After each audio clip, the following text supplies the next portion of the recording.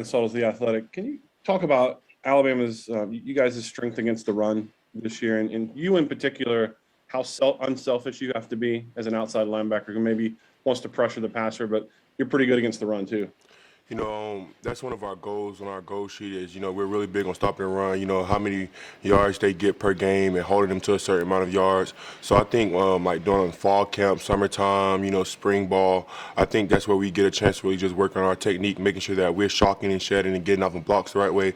Everybody standing in their gaps because that's one of the biggest parts of our defense is stopping the run. So, every day in practice we have to do drills to make sure that, everybody's using their hands, everybody getting off blocks really well. And that's just one of the biggest goals that we have. So, I think we've been doing a really good job this year of stopping the run, and we just want to keep carrying that over into this game. Our next question will come from Rocco DeSangro. Go ahead, Rocco. Hey, Will. Rocco DeSangro of News 19 in Huntsville. Whether it's this year or last, what is the best piece of advice you've received from Coach Saban that'll stick with you for the rest of your college career?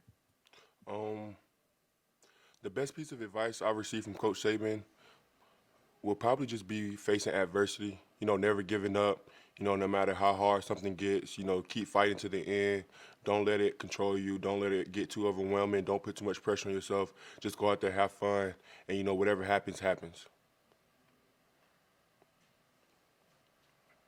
Okay, our next question will come from Bill Bender. Go ahead, Bill.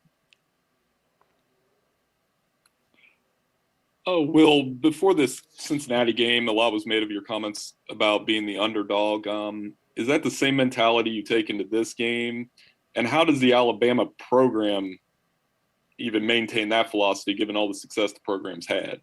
Again, Alabama does have a lot of success, but I was speaking generally when I said over the course of the season, but us being underdogs, us not being respected, and people saying that we wasn't an elite team, and I think that just fuels everybody up because we know how hard we work, we know what type of team we have, and it's going to be the same to the end of the season, which is coming up. So we keeping that same intensity, same energy, what everybody was saying about us. We're just going to keep using it as motivation because we know what type of team we are.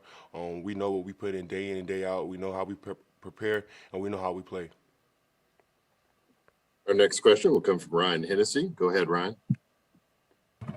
Hey, well, it's been quite a journey to see you turn into one of the leaders on the team this year. Just as a sophomore, you won it all last year. But overall, after this year's all said and done, what is a successful season for you?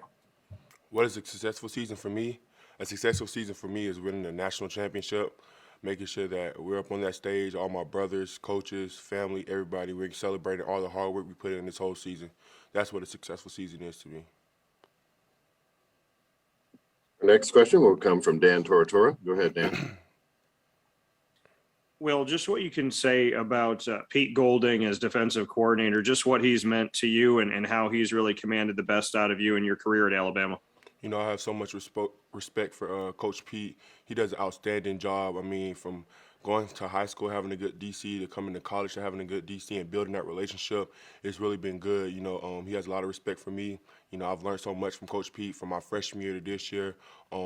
I've learned so much more through the defense by him helping me, just moving me around some, doing different things and stuff like that. So, he's done a great job this year. I'm so happy to have him as a coach and blessed, and he does a really good job making sure that, we're all on the same page. We know how to fit things, where somebody's coming down at. So he does a great job of getting everybody lined up, making sure that we're all on the same page. Our next question will come from Joe Will. Go ahead, Joe. What's your favorite part about playing alongside Phil Mathis, DJ Dale, and all the other highly talented guys you guys have along that defensive line? It means everything is so much fun. I have to give those guys a lot of credit because they give me so much energy when I watch them play. Before the game, I swear I always say to myself, I said, your brother's out there with you. Look at Phil, he right there beside you. Look at DJ, he right there beside you. Look at Dallas, he right there beside you. So we straight no matter what. And that kind of gives me a little bit of confidence too because I feel like when you have other great players out on the field with you, it kind of gives you a little bit of confidence boost. And I love playing with those guys. They bring so much energy. to the defense, especially Phil. I swear Phil rubs off on me. He gives me so much energy on the field. It feel like when he make a play, I make a play. Or when I make a play, he makes a play. Because every time we both make plays, we're right there together, like celebrating or something like that. So I'm so happy and blessed to be playing beside some guys like that that are really talented and really good. Our next question will come from Nick Kelly. Go ahead, Nick.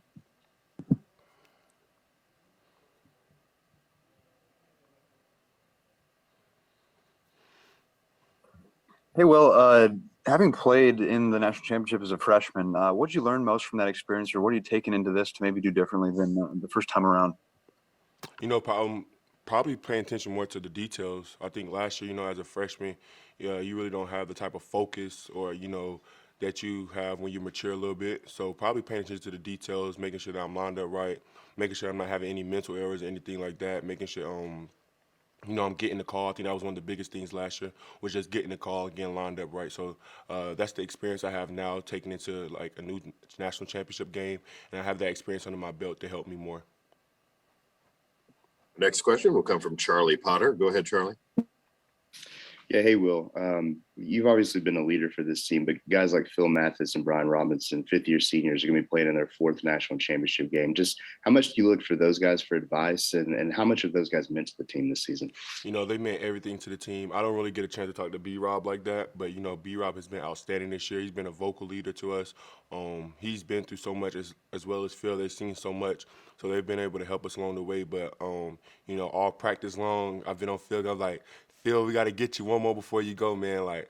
I'm really big on that. Like, when I was in high school and, I was type one of the other senior D tackles on there, I was like, come on, we got to get you one. So I kind of feel like that's the same feeling here. I was like, all week I've been like, Phil, we got to get you one before you get out here, man. We're going to get you one before you get out of here. So that's just been the type of energy we've been having around the program right now, these last few practices, and making sure that everybody's on the same page so we can get the job done and get these guys out of here the right way. Next question will come from Justin Felder. Go ahead, Justin.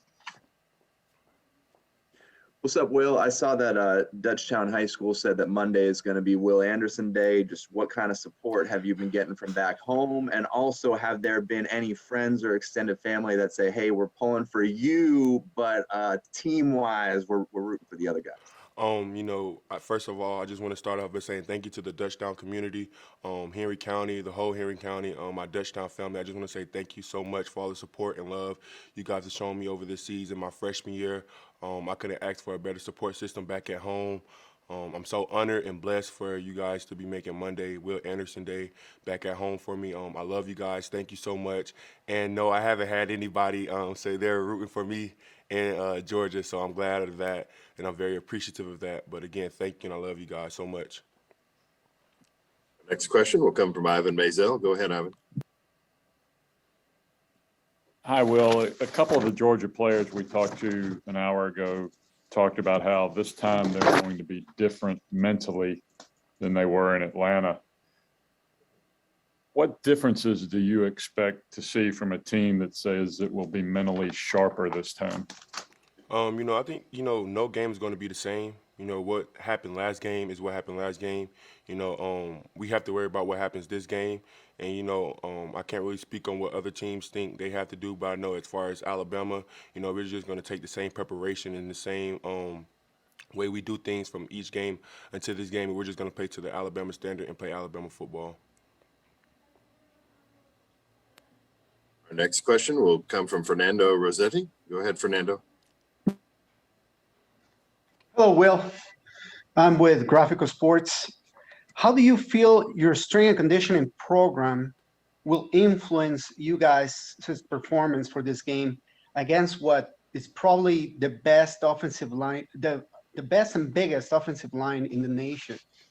And also, could you share a specific experience with your strength and conditioning coaches that you feel has impacted the team to be prepared for that?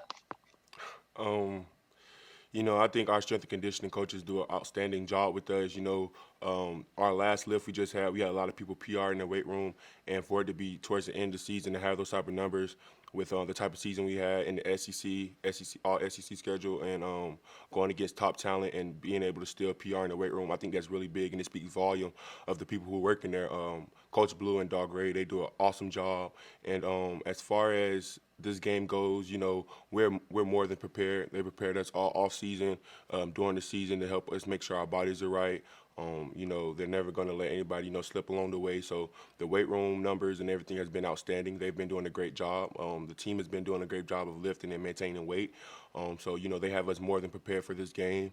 And, like I was saying, they do a great job of making sure that everybody's weight is good. So, yeah. Thank you, Will. Again, if you have a question, we encourage you to use the raise hand function to indicate you have a question, and then we will take further questions for Will Anderson. We'll go back to Ryan Hennessy. Go ahead, Ryan. Hey, Will, obviously Bryce Young has a lot of success on the field and with the Heisman, and you were a big person to kind of pitch him for that. What's your confidence level with your quarterback going into the biggest game of his career on Monday? Bryce is a really great person. He's a really great athlete. I look up to Bryce a lot. I tell him all the time he's an inspiration to the team. The way he works, the way he prepares, the way he can talk to people in different ways. For Bryce, I'm so excited for him. This is a big game, but I'm not going to put any pressure on him. I'm not going to sit up here and say he did his. I'm just going to let Bryce go out there and play his game and be Bryce Young and help lead the offense like I know he will. Next, we'll go to Aaron Settles. Aaron, go ahead. Well, you guys seem to get really sharp defensively in the red zone, whether it's creating turnovers or just holding them to field goals. What's been the secret to the success there in the red zone? I think it's the mentality you have to not let anybody score on you. Do not let anybody get into your end zone. So I think that's just where it comes from. It's our mentality on defense to not let anybody get into the end zone. So, yeah. We have time for a couple more. We'll go with Chris Brees. Go ahead, Chris. Yeah, well, Chris Brees, CBS in Birmingham. I was curious if you have seen the social media phenomenon going on right now with the Karate Kid emoji that Jameson started, and he's kind of promoted it with a photo of himself this week. Have you thought about that at all? Like, there's thousands of fans who've got that in their social media pages right now. Yeah, I've been scrolling all on Twitter, and that's all I've been seeing. I don't really know too much about it. Like everybody on the team does it, but it's really like an offensive thing. So like we just see them doing it, but we don't know like what they have going on with it. But like on my TL, that's all I've been seeing. And I think I seen something like Gumpster or something like that. I don't know like the backstory of anything about it, but that's all I've been seeing on my TL. I think it's really cool, especially for something you do in a game and the fans, take after it and, they support you behind it and, it grows on social media like that and it just goes to the fans and they really love it. And it just show you how much of a support system we have and a great fan base we have. So we appreciate those guys. Awesome. Thanks, man. Okay, we'll now go to Justin Felder. Go ahead, Justin. Hey, Will, so I heard about a giraffe costume growing up. I heard about, I think it was like mayonnaise and jelly sandwiches. So let me ask you, what was the -- prank either pulled on you or by you? Okay, enough about what happened to me. I'm going to tell you what I did. So back at my home, one day we had a Sunday dinner after church, whatever like that. And my mom had made cornbread. And instead of making the cornbread in the squares that she used to do on the frying pan, she made it in like the cupcake holders. So we had some left over, and I was telling my sister, I said, "Hey, I'm finna bake some cupcakes. I'm finna get y'all right. We finna eat good." So the next day, I took the corn muffins or cornbread, and I just put icing on them because they was already in cupcake form. I put icing on them, and I put some sprinkles on them. And I had told my sister, I said, the cupcakes done. Y'all go down there and get y'all some if y'all want to. So all my sisters rushed down the stairs. They rushed down the stairs, and I swear all of them bit into the cornbread, and they spit it out immediately, and they thought it was cupcake. So that's like one of the best pranks I did on my sisters, to me, because I really got them. But yeah. Awesome, thanks. We'll take a question from Vedant Gupta. Go ahead, Vedant. Yeah, Will, obviously this is Vedant from Global Media. So you have had a dad who has motivated you and brought out that inner fire that usually doesn't end up great for the other team. How does he spark that inner fire in you in a national championship game? You know, my dad, he texts me all the time. He screams. Sometimes I can hear him. I can't hear him in the stands sometimes. I used to be able to hear my dad all the time in high school. But, you know, my dad, he doesn't get enough credit, but he's been so phenomenal in my life. He's helped me so much, you know, even though he was at work most of the time, you know, just him calling me on the phone, making sure I'm good, you know, making sure that my headspace in the right. He always say, use your hands and use the speed every game, before every game. That's what he calls and tell me, or he texts me and he let me know. But I love my dad. He supports me so much. He doesn't get enough credit, but he did an outstanding job raising me, and I have to give so much credit to him because I wouldn't be the man I am right now if it wasn't for him. So yeah. Awesome. Good luck. We'll take one question, final question from Bennett Durando. Go ahead, Bennett. Hey, Will, yeah, you mentioned, just Bryce being a good person and sort of knowing how to talk to people. I was just curious if you have sort of an example or anything that sort of stands out to you from this season. You know, we have to peer a lot of guys. You know, sometimes when guys get out of hand or whatever like that, and it happens on all teams. And as a leader, you have different type of leaders, and everybody might not be able to get through to some people as Bryce can or as I can, but you may not know how to talk to this person. You may not know what to say to this person, but it's like Bryce always knows what to say to a player or a person. No matter what they are, no matter what type of person they are, he knows how to talk to people really well. And I really feel like that's a nice gift to have. He's blessed, most definitely he's favored, and to be able to talk to people of like different kinds, no matter what they're going through, and be able to do that, that's really special. Well, thank you for your time this morning. Good luck on Monday. Thank you so much. Thank you for having me.